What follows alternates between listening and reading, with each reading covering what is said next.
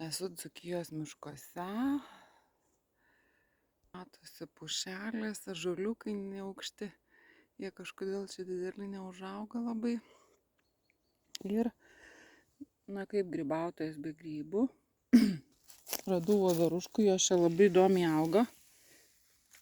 Gali ir praeit pro šalį, va, eini aplinkui, o čia įsikniaubus į samanas dvi net. Jau mano maišelį papuolė. Šitoks kiekis reikės jau dėti kuprinėn, kad maišelį nesilamdytų jos. Ir čia gali ratais, kvadratais eit.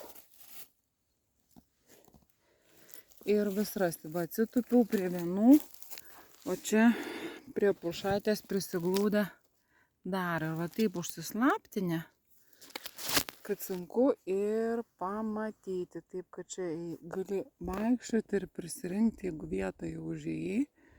Aš žinoma išsukau už tako. Ir va papuoliau į voveruškų karalystę. Bruknių nesimato, mėlynių nesimato. Matyt, čia nušalė, bet voveruškų radau.